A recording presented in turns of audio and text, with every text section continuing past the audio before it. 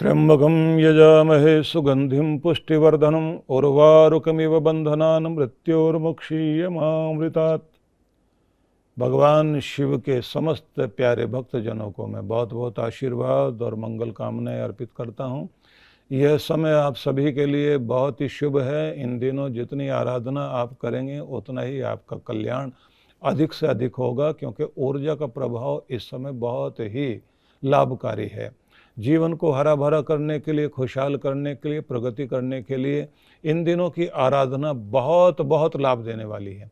तो इस रूप में मैं आप सबसे ये कहना चाहूँगा कि भगवान शिव आदि देव के रूप में तो जाने जाते ही हैं, लेकिन आदि योगी भी हैं।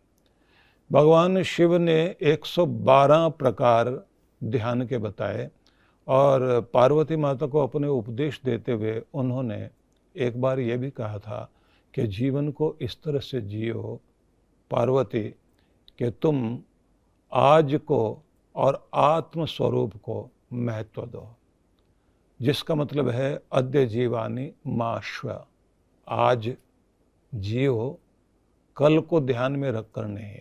मतलब आज का दिन आपके जीवन में इतना महत्वपूर्ण हो जाए कि आज ही तुम अपने आत्म स्वरूप को प्राप्त कर लो।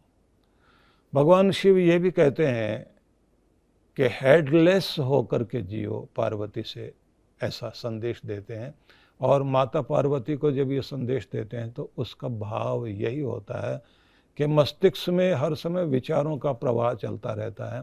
विचारों के प्रवाह को रोक करके तुम असीम में, अनंत में लीन होने की चेष्टा करो।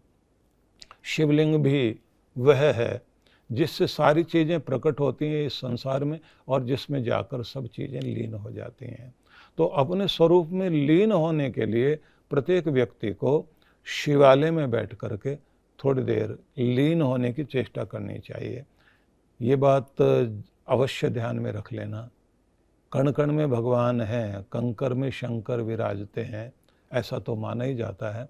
मतलब सर्वव्यापी हैं ईश्वर, लेकिन बाहर ढूंढने से नहीं मिलते। बाहर आप पूजा अवश्य करते हैं, लेकिन मिलना तो अंदर ही होगा। तो जब शिव ये कहते हैं कि तुम आज को महत्व दो और अपनी आत्मा को महत्व दो, तो उसका सीधा अर्थ ये है कि शरीर से होकर तुम अपने प्राण में और प्राण से होते हुए तुम अपने मन में आओ और मन में केंद्रित होने के साथ साथ तुम अपनी आत्मा में प्रवेश करो। कोई भी व्यक्ति जब अपने मस्तिष्क को शांत कर लेता है और फिर हृदय से जीवन जीता है, मतलब भाव में आकर, प्रेम में आकर, जैसे कोई एक माँ मस्तिष्क से नहीं हृदय से सोचती है।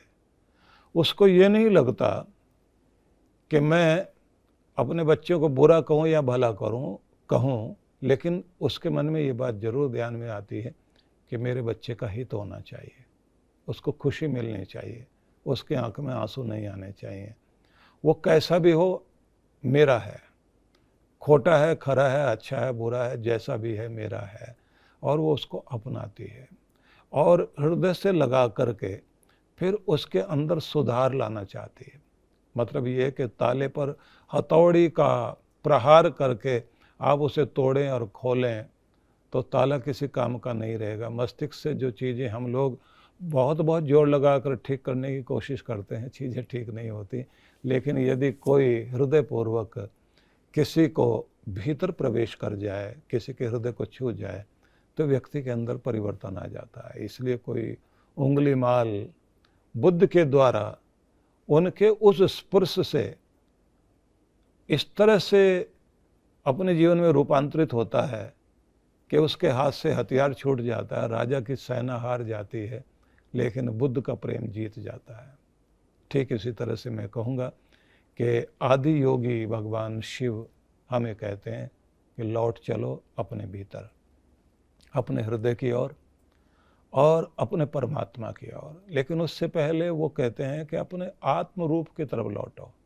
मतलब शरीर जो दिखाई देता है, इसके अंदर चलने वाले प्राण, प्राण जुड़े हैं मन से, मन जिधर जाता है उधर ही हमारा शरीर जाता है। मन में जैसे विचार हैं उसके अनुसार हम सोचते चलते कार्य करते हैं। मन को प्रभावित अगर संसार के विषय वासनाएं प्रभावित कर रही हैं और नकारात्मक चीज़ें प्रभावित कर रही हैं तो फिर एक अच्छा भला व्यक्ति बुरा हो जाता है। लेकिन जैसे ही मन ठीक दिशा में लगता है, लक्ष्य की ओर लगता है, तो एक व्यक्ति साधारण नहीं असाधारण खास हो जाता है। लेकिन जैसे ही वह अपनी आत्मा की तरफ लौटता है तो फिर वो साधारण आत्मा नहीं रह जाता, तब वो महान आत्मा हो जाता है। तो चेष्टा की जानी चाहिए कि हमारे भीतर की महानता प्रकट हो और फिर हम स्वयं को अपने शिव से, भगवान से जोड़ सकें, मिल सकें। तो इसके लिए इन दिनों चेष्टा करनी चाहिए। बाह्य रूप में आप पूजा पाठ अवश्य कीजिए, जल चढ़ाइए, ध्यान कीजिए और इन दिनों जितना बेल पत्र आदि लेकर के भगवान शिव को आप अर्पण करें, उनका जाप करें, उनकी आराधना करें, बहुत अच्छी बात है। लेकिन जाप के साथ ध्यान भी अवश्य करें।